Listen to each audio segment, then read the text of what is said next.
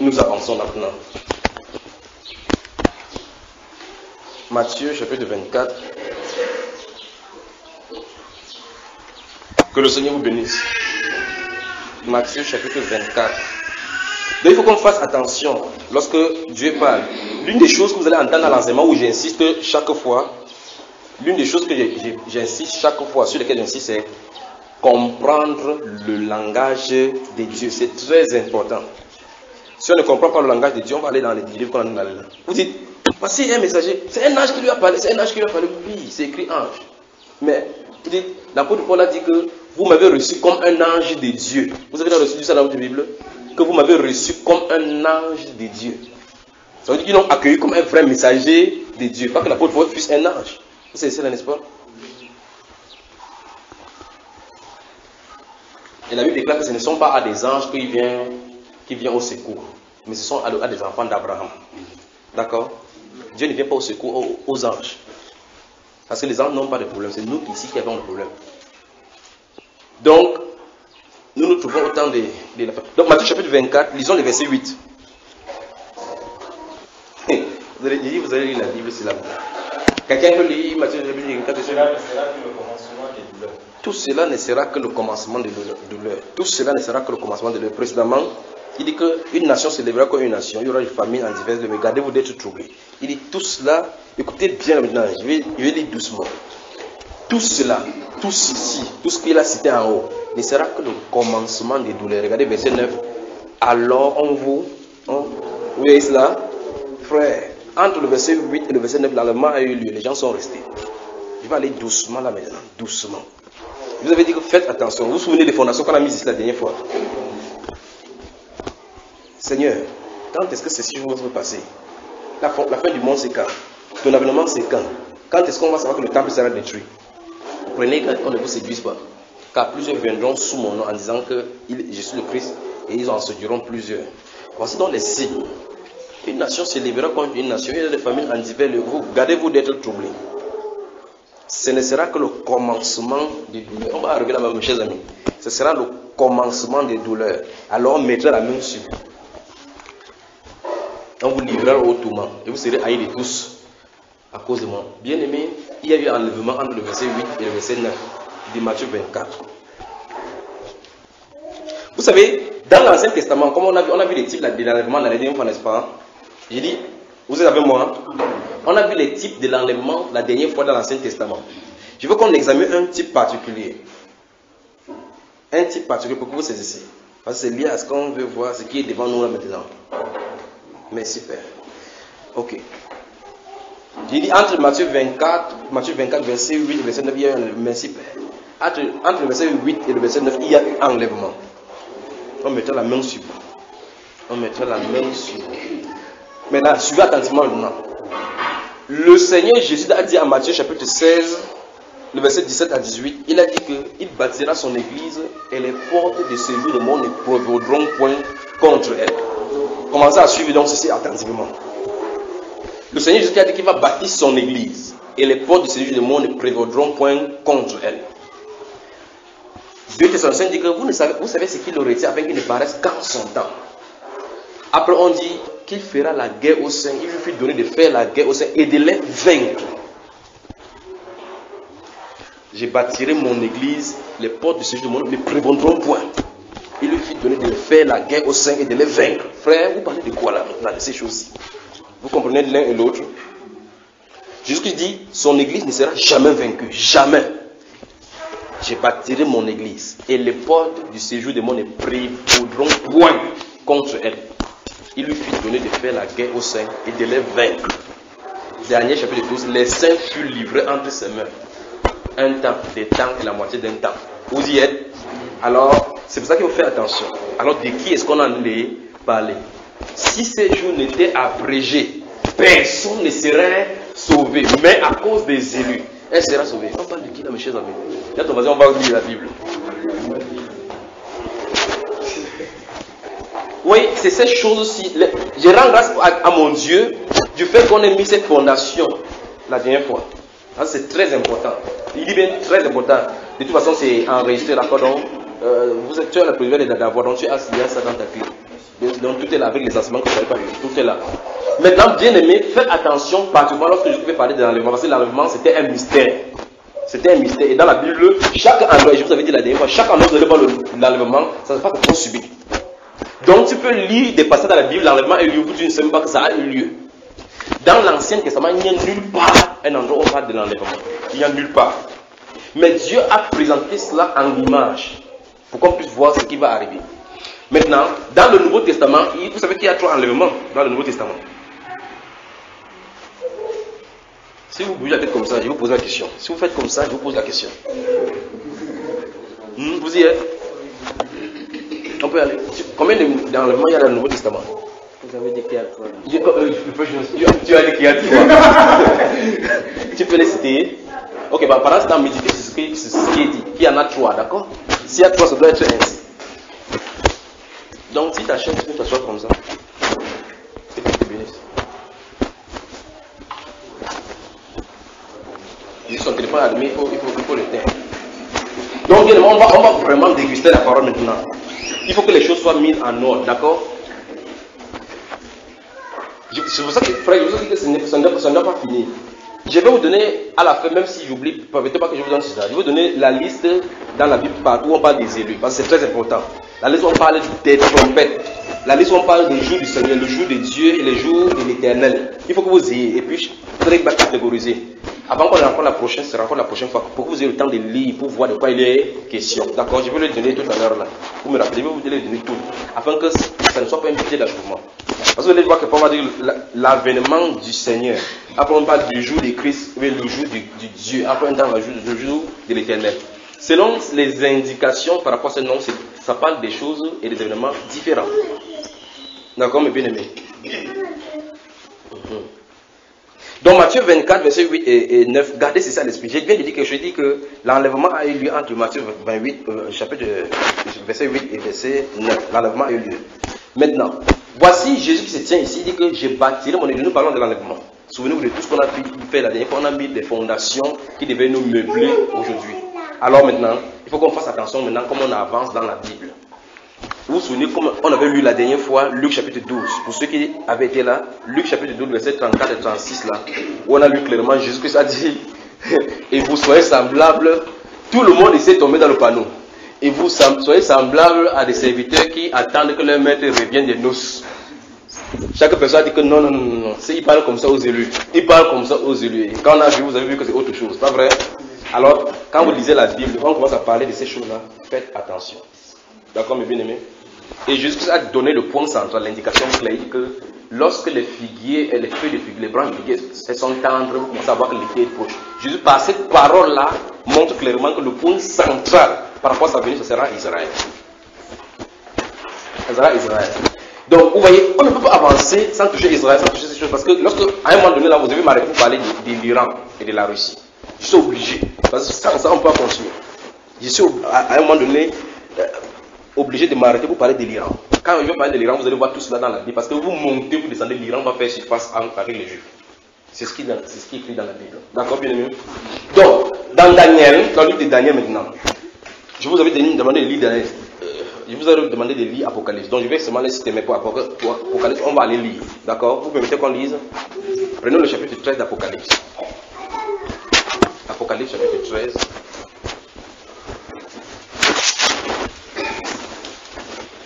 Apocalypse chapitre 13.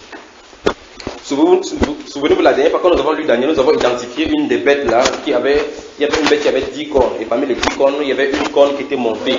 Vous vous souvenez, n'est-ce pas? La petite corne, et que 3 rois avaient été rabaissés devant lui. Et cette corne-là va faire la guerre au sein. Va faire la guerre au sein. Regardez là, ça, va faire la guerre au sein. On a montré exactement comment la papauté est sortie en l'an 508. En l'an 508. Et 3 royaumes, de ces 10 qui avaient ont été rabaissés au devant, ont disparu au devant de la papauté. Et la papauté est tombée également lorsque la blessure mortelle lui a été infligée.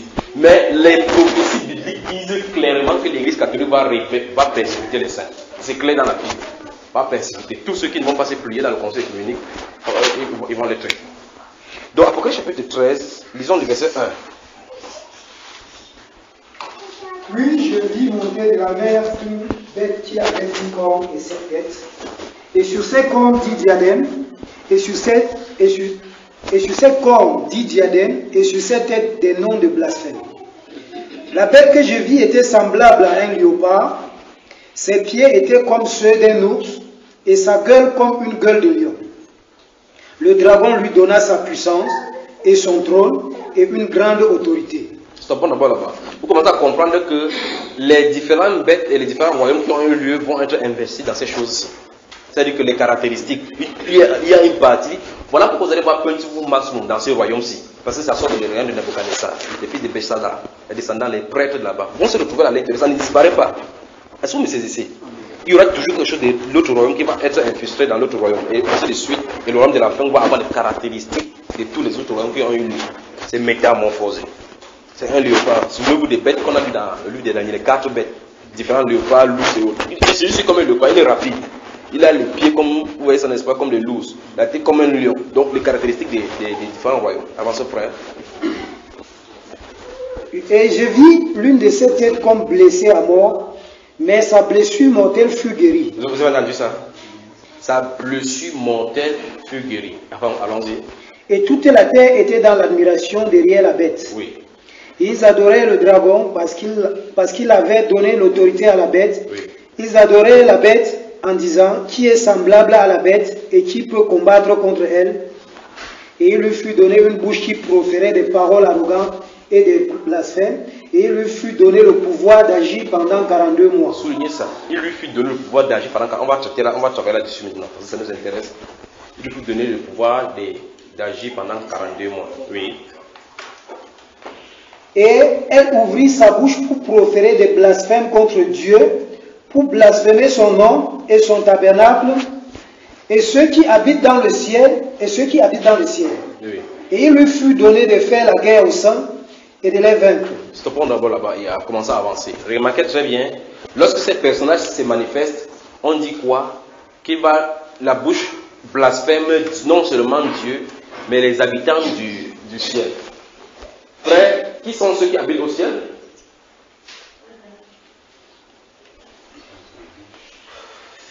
Frère, tu n'en parles à haute voix, tu parles à haute voix, parle maintenant.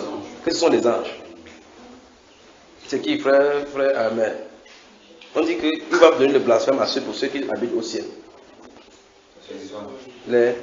Qui comme ouais. Je vais m'esquiver maintenant. Les dieux d'abord, donc il parle contre Élie. Élie, je m'en fiche de toi. Moïse, je m'en fiche de toi, c'est ça, frère? Il dit ceux qui habitent le ciel. Donc on va voir tout cela. Vous souvenez-vous, l'enlèvement a eu lieu. Une catégorie de personnes se trouve. Ok. L'enlèvement a eu lieu. Les gens qui doivent être enlevés se trouvent en haut. La personne se trouve sur la terre, commence à dire des choses grossières sur ces personnes-là. Vous voyez, ce sont des vaniteux. Les chrétiens, ce sont des faiblards. Il a fallu que je nettoie cela pour je les nettoie, mais ils ne blasphèment pas. Mais pourtant, on était en haut. Donc il va mentir. Maintenant, c'est pour ça que vous allez voir la chose. Que chaque fois où il y a ces choses-ci, l'enlèvement a eu lieu. On présente seulement en image, vous voyez. Après, on dit qu'il va là où on va dire qu'il va faire la guerre aux saints. Subitement, on dit clairement qu'il a parlé aux gens qui habitent en haut. Ce ne sont pas des anges. Ce n'est pas des anges. Il fait la guerre aux saints qui sont en bas. Il parle contre Dieu et contre ceux qui habitent en haut. Mais ici, il a fait la guerre aux saints. Avançons, frère. Avançons. C'est merveilleux seulement. C'est merveilleux. Et il lui fut donné de faire la guerre aux saints et de les vaincre. Vous avez entendu ça, frère? Pourtant, Jésus a promis dans Matthieu chapitre 16, le verset 17, je bâtirai mon église et les portes du séjour du monde ne prévaudront point contre elle. Donc vous allez comprendre que la personne qui en vaincre, les personnes qu'on vainc, ce n'est plus l'église du Seigneur, l'église est hors de la surface. Parce que l'église du Seigneur, Jésus a dit, je vous ai donné le pouvoir de marcher sur les serpents, sur les scorpions, sur toute la puissance de l'ennemi et rien ne pourra vous nuire. Vous voyez ça, n'est-ce pas? Les vainqueurs ont cette autorité, ce pouvoir-là. Résistez-lui avec une foi ferme et il fuira loin de vous. Ça a été donné à ses élus. Vous avez vu ça, n'est-ce pas? Mais ici, c'est cette élus de Seigneur ici. Satan les fait le coup. La guerre, il est vain. Donc ce n'est pas l'église du Seigneur, l'épouse du Seigneur est enlevée. Alors cette catégorie de personnes-ci, on va les voir maintenant, on va les étudier, d'accord, mes bien-aimés. Souvenez-vous, je vous ai demandé de les souligner pendant 42 mois, d'accord? Puis avançons. Et il lui fut donné autorité sur toute tribu, tout peuple, toute langue et toute nation. Oui. Et tous les habitants de la terre l'adoreront, ceux dont le nom n'a pas été écrit dès la fondation du monde dans le livre de vie de l'agneau qui a été immolé. Si quelqu'un a des oreilles, qu'il l'entende. Si quelqu'un mène en captivité, il ira en captivité. Oui. Si quelqu'un tue par l'épée, il faut qu'il soit tué par l'épée. Oui. Jusqu'ici, la persévérance et la foi des saints. Continue, frère. Puis j'ai vu monter de la terre une autre bête qui avait 2 cornes semblables à celles d'un agneau C'est terrible. et qui parlait comme un dragon. Oui, la dernière fois, je vous ai parlé que ça, c'est l'identification des États-Unis. Vous n'avez pas besoin de passer par 4 chemins. Même sans lire la Bible, en lisant ceci, si vous entendez la voix du Seigneur, vous entendez les États-Unis. La bête qui montre de la terre. Tous les autres bêtes montrent de la mer, sauf cette bête-ci. Avant ça, on va parler d'elle, si le Seigneur permet. Oui. Elle exerçait toute l'autorité de la première Elle bête exerçait toute l'autorité de la première bête En en sa sa présence. Donc, les 10 royaumes et les États-Unis sont côte à côte. Ils se pèsent, les puissances. Frère, c'est merveilleux la Bible. C'est-à-dire l'actualité. Quelqu'un dit breaking news. Les deux sont. Les États-Unis n'auront jamais la domination. Il faut que vous sachiez cela. Les États-Unis, ce n'est pas écrit dans la Bible comme ça. La Chine n'aura jamais la domination. C'est écrit dans la Bible comme ça. L'empire qui aura un peu de force, c'est l'Europe. C'est ainsi par la parole. C'est l'Europe. On a vu ça la dernière fois dans les mots de comme ça, comme si c'était une nouvelle doctrine. On a vu ça dans la dernière fois, il y aura quelque chose en partie pour danser. Ouais. On n'a pas vu ça. Hein? Vous avez vu que les pieds sont mélangés en partie d'argent, en partie de fer. Il y aura quelque chose de fer. Ils vont faire des alliances. Les États-Unis ne font pas des alliances, mon cher ami. Ils frappent comme ils veulent frapper. Oui. Elle exerçait toute l'autorité de la première bête en sa présence, et elle faisait que la terre et ses habitants adoraient la première bête. Vous voyez le but des États-Unis, n'est-ce pas? Elle faisait que la terre et ses habitants adoraient la première bête. Vous savez bien les différentes bêtes, n'est-ce pas? Que les États-Unis, ça va sortir de là. Ça va pousser aux gens de se soumettre à la doctrine catholique et autres. Toutes les choses qui vont sortir de là. La bête. Avançons, frère. Il dit, je suis en train de dire de façon suivante, mais on va y revenir dans les explications. Et elle faisait que la terre et ses habitants adoraient la première bête, Oui. dont la blessure mortelle avait été guérie. Oui. Elle opérait de grands prodiges, même jusqu'à faire descendre du feu du ciel sur la terre à la vue des hommes. Oui. Et elle séduisait les habitants de la terre par Arrêtons-nous là-bas. On a dit que cette bête s'est fait descendre, faisait des prodiges devant les êtres humains. Je vous pose une question. Et nous venons d'identifier maintenant que les États-Unis, que le verset 11 parle des États-Unis. Mais bien aimé, est-ce que ces choses sont là accomplies? On dit, elle faisait des miracles, des prodiges, au point de descendre même le feu du ciel en présence des gens. Vous avez déjà observé ça? Est-ce que vous avez déjà observé ces choses se réaliser sur cette terre pendant votre vivant? Vraiment, hein? Nous n'avons jamais observé. C'est grave. Alors, lisons la Bible, frère, lisons. Elle opérait de grands prodiges, même jusqu'à faire descendre du feu du ciel sur la terre à la vue des hommes. C'est terrible. Donc, on n'avait jamais observé. Vous voyez seulement les films à la télévision. Avançons, frère. Et elle séduisait les habitants de la terre par les prodiges qui lui étaient donnés d'opérer en présence de la bête, disant aux habitants de la terre de faire une image à la bête qui avait la blessure de l'épée et qui vivait. Oui. Et il lui fut donné d'animer l'image de la bête, afin que l'image de la bête parlât, et qu'elle fit que tous ceux qui n'adoreraient pas l'image de la bête fussent tués. Oui. Et elle fit que tous, petits et grands, riches et pauvres, libres et esclaves, reçussent une marque sur leur main droite et sur leur front, et que personne ne put acheter ni vendre sans avoir la marque, le nom de la bête ou le nombre de son nom. C'est ici la sagesse, que celui qui a de l'intelligence calcule le nombre de la bête, car c'est un nombre d'hommes. Et son nombre est? Et son nombre est 666. Arrêtons-nous d'abord, frère, et on va entrer dans les Écritures. La Bible nous dit là qu'il lui a été donné de faire le pouvoir d'animer l'image de la bête. Et de fait que tous les habitants de la terre adorent l'image de la bête. Je suis en train au niveau de l'enlèvement. Parce que c'est lié avec la grande tribulation là maintenant. Je ne sais pas si vous avez lu Daniel, ça va me permettre de déposer la Bible et de vous parler. Vous permettez que je dépose la Bible ou bien je lis un peu et vous montre la chose. On lit un peu. Et ouvrons le livre de Daniel donc. Gardez à l'esprit ce qu'on veut de lire là maintenant. Daniel, c'est après Ézéchiel.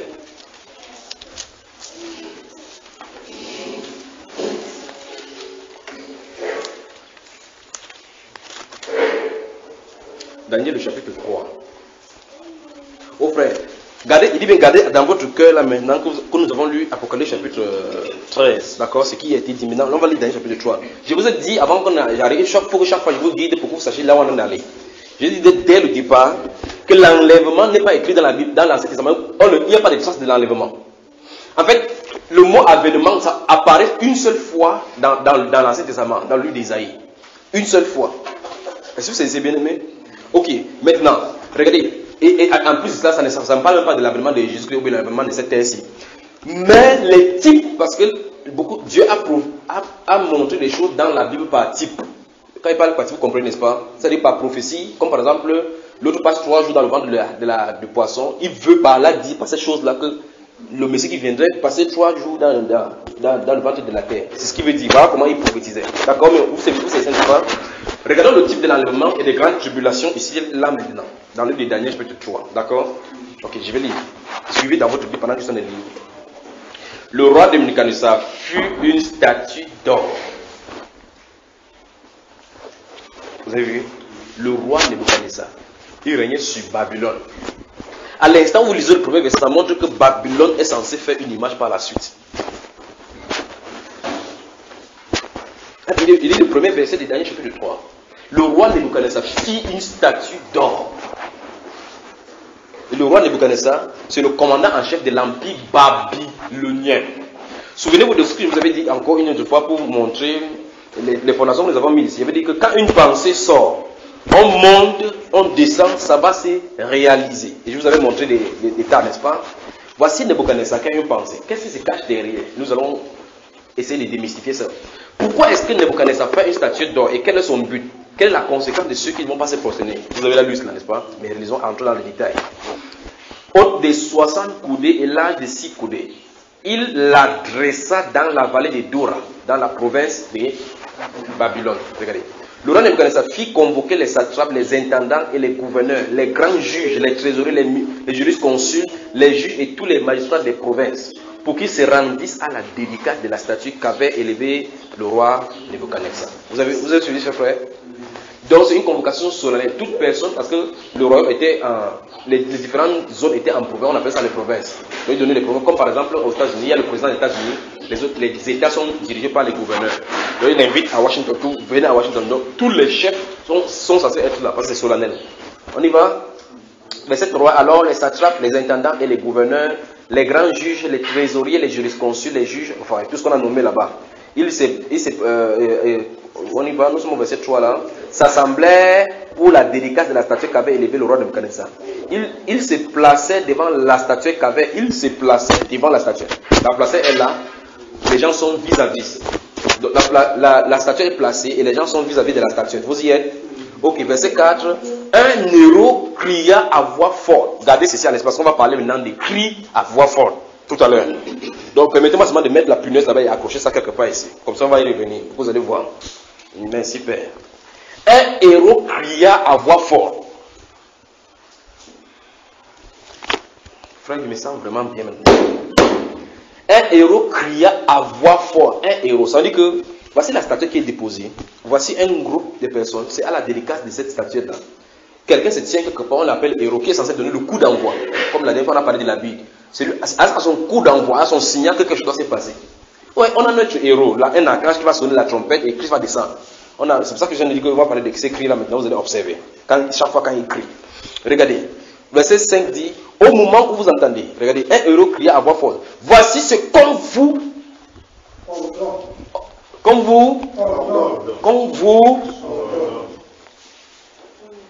Non, il n'était rien posé comme question. Elle vient de se réveiller, elle s'est rendue compte que je suis de la regarder, on vous ordonne. Donc, ici, c'est un commandement. Et c'est vrai dire que si cet ordre n'est pas respecté, on a de désobéir au commandement. Par conséquent, il doit avoir sanction. Il dit, voici, c'est héros qui en a donné. Or, ceux qui sont devant là, ce sont les chefs. Souvenez-vous, je lui gardais toujours à l'esprit Apocalypse chapitre 13 là. Alors, les satrapes vont se réunir là-bas, les jurisconsuls, les magistrats, les grands juges de toutes les provinces qui sont dans le royaume de Babylone. Ils vont se réunir là-bas. La statue va être déposée devant eux. On leur donne les injonctions par rapport au commandement qui doivent être respectés. Et maintenant, je dépose dans la Bible. Qu'est-ce qu'on va dire? On dit donc, au signal, au son des trompettes, lorsque vous allez entendre les sons de tous les chalumeaux, de tout instrument, à ce signal-là, chaque personne doit se prosterner. Et la sanction par rapport au désobéissement, à la désobéissance de ce commandement-là est claire. Toute personne qui ne se prosternera pas au son de ces, quand ils vont entendre la musique, sera châtiée immédiatement. Par quoi? Bien aimé, c'est là où on se trouve maintenant. Donc ici, on a de voir une image de l'empire babylonien qui va venir sur la terre et qui va faire de telle façon qu'on va adorer un être surnaturel. Et toute personne qui ne doit pas obéir, on vient de lire ça dans l'Apocalypse chapitre 13, toute personne qui ne doit pas adorer sera châtiée et tuée. On a lu ça dans l'Apocalypse chapitre 13. Donc là, vous commencez à voir donc l'image qui était présentée depuis le livre de Daniel. Maintenant, on va voir quelque chose. Restez là, c'est exactement où on se trouve. Maintenant, 3 personnages parmi le peuple, regardez très bien. Observez là où, mes chers amis, observez maintenant ceci. Observez donc. Observez ceci. Ceci se passe alors que l'empire babylonien a englouti les Juifs. Ceci se passe alors que l'empire babylonien, les Juifs se trouvent dans son sein. Dans son sein. C'est-à-dire qu'il y a une alliance entre les deux. Ces choses se passent alors qu'ils sont dans son sein. On y est? Si vous ne savez pas ce que je dis, dites-moi pour que je le dise autrement. J'espère qu'on se fait comprendre. Je parle c'est dans l'Ancien Testament parce que je parle par rapport à l'analogie, par rapport à ce qui va venir avec les Juifs cette fois-ci encore. Vous y êtes? La chose se passe alors que les Juifs sont en alliance avec les Babyloniens. On est d'accord? Ok. C'est dans cet état dans ce temps-là qu'une loi sort qu'on fasse une image. On va parler de cette image-là maintenant. Alors que toute personne, remarquez très bien, c'est grand et petit, riche et pauvre, n'importe qui. Si tu attends, tu dois te prosterner et adorer la bête qui est là-bas. D'Apocalypse, on le dit, lorsque ça va devenir maintenant réel pour tout le monde entier, quand cette chose-là va venir, on dit que toute personne, que tu sois présent avec n'importe quoi, si tu ne te prosternes pas, on doit te tuer. C'est n'est-ce pas? On va avancer au niveau de la marque de la bête, et le nombre de son nom, la main, le front, tout ça, on va voir tout cela si le soleil le permet. On peut avancer? Ok, maintenant quand le héros va prier, souvenez-vous, Abednego, Shadrach et Meshach là-bas occupaient de hautes fonctions. Souvenez-vous, d'accord bien aimé? Ah, je me sens bien, je sens qu'il risque de crier ici maintenant. Lorsqu'on a fait tout le monde est allé, waouh, 3 personnes sont restées devant. Que Babylone, ce que Babylone là, on ne le fait pas. Et Daniel était où? Ça veut applaudir pour ses frères-ci. Applaudissez bien fort pour ses frères. Applaudissez. Voilà, applaudissez. Je vais voir c'est exactement pourquoi j'ai pris ce texte pour vous montrer. Parce que ça se trouve dans l'Apocalypse. Remarquez comment le frère a posé la question. J'ai parlé, je suis resté tranquille, j'ai observé seulement si le Saint-Esprit parle au travers de lui que Daniel était où. Remarquez bien, je présente la chose et dis que voici l'image d'Abed qui est faite. Toute la population est invitée là-bas. Or, Daniel était un grand de ce royaume. C'est même à cause de lui que Abednego et Shadrach ont été nommés dans les postes. Subitement, on dit que c'est 3 personnes qui ont adoré. Vous voulez me dire que Daniel a adoré cette statuette? Le Saint-Esprit l'a mis à l'écart pour montrer que pendant que ces choses se passent, l'église est enlevée. Voilà ce qui est présenté dans l'Ancien Testament. Daniel n'est pas mentionné.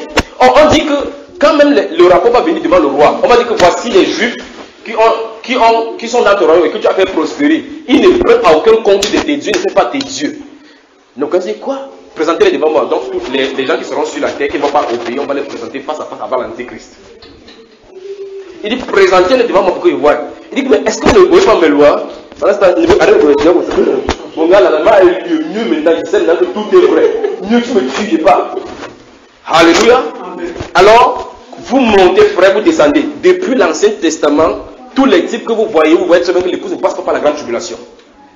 Les tribulations chrétiennes sont différentes de la grande tribulation qui est la répartition de la colère de Dieu sur l'humanité, sur un peuple impie. La nourriture quotidienne des chrétiens, ce sont les tribulations. Donc je vais vous donner des versions même sur les tribulations tout à l'heure là. Tribulation avec S, tribulation avec 100 S. Pour que vous voyez, pour vous étudier. Vous avez dit la dernière fois que l'un des fondations, c'est que si c'est dit avec S, il y a une explication. Si c'est dit sans S, il y a une explication.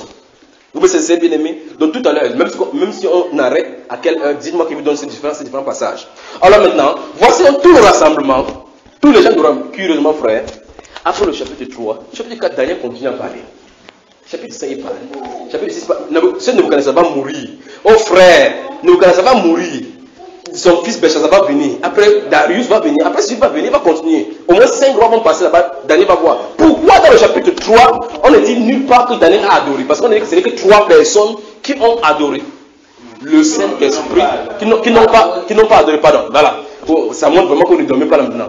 Alors, voici toute la population qui s'est prosternée devant la statuette. 3 personnes sont restées debout. Pourtant, Daniel est vivant. On est d'accord?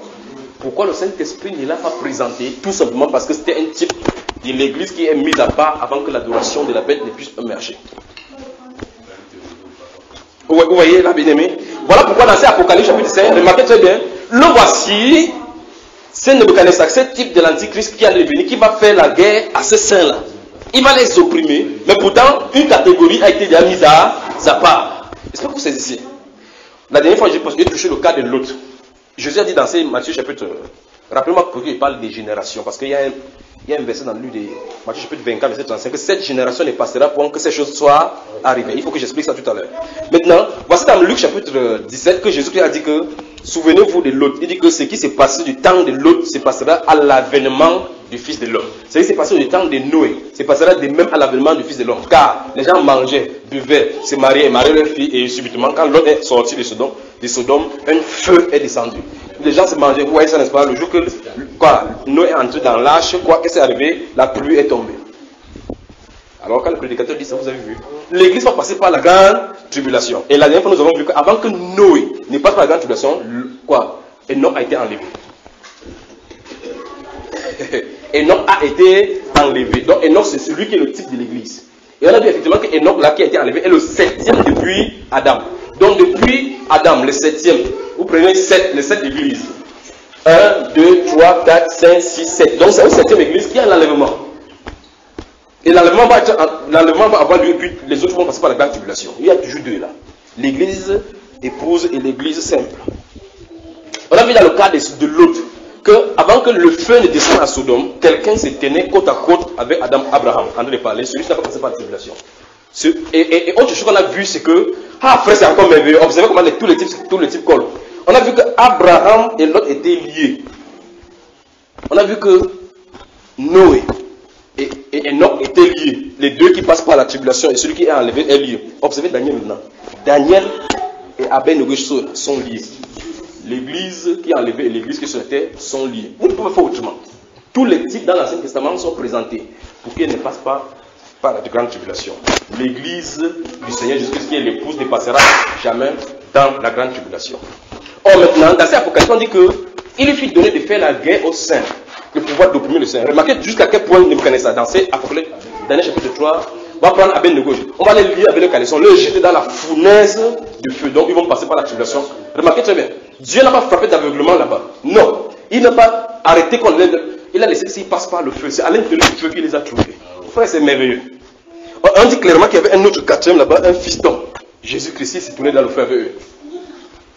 Autrement dit, même si ces saints-là passent par la grande tribulation, ils vont se présenter devant le roi des rois. Et exactement, on voit ça dans Apocalypse chapitre 14, chapitre 7. Pas vrai? Mais de toute façon, le feu n'est pas une bonne chose. Même si tu vas te présenter par la suite, ce n'est pas quand même une bonne chose. Mais qu'est-ce que tu peux faire si tu es destiné pour cela? Même si tu dis pas la foi, pas la foi, je crois que c'est enlevé. Ce n'est pas ici, là. Il n'y a pas une prophétie pour amener à la. Pour être enlevé. Parce qu'un homme n'a pas fait quoi pour être enlevé. Abraham s'est seulement tenu sur la chaîne des membres. Il a vu 3 personnes. Il a couru devant un d'eux. Il a dit que mon Seigneur. Observez bien la différence. Observez la différence. Il y avait 3 personnes qui se sont présentées. Abraham est venu vers l'un d'eux. Il a dit mon Seigneur. L'autre, son cousin, quand il a vu les deux, il a dit mais Seigneur. Donc, vous voyez très bien qu'il y a une différence entre l'onction qu'il avait et celui qui était là-bas. Donc la différence entre l'épouse là et l'autre là-bas, c'est au niveau de l'onction. Parce que le Saint-Esprit te conduit directement vers Jésus. Celui-ci était astreint à adorer même les anges. Il ne connaissait pas la différence entre ange et Dieu. Quand ils étaient 3, Abraham allait vers Dieu, lui dit mon Seigneur au singulier. Si vous lisez Genèse chapitre 18. Quand ils vont au chapitre 19, les deux vont à Sodome. Quand l'autre le voit, il se plie devant eux les deux. Il dit mais Seigneur, Abraham ne ferait jamais de telles bêtises. Parce que l'épouse de Christ connaît Christ. L'épouse de Christ connaît Christ distinctement.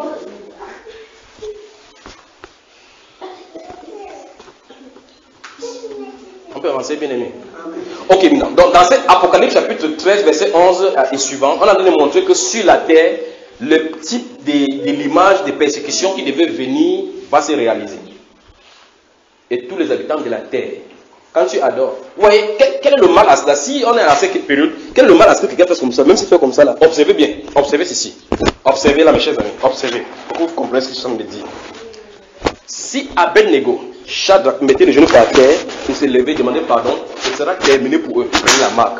Il appartenait à ce royaume. Voilà pourquoi ils ne l'ont pas fait. C'est ceci.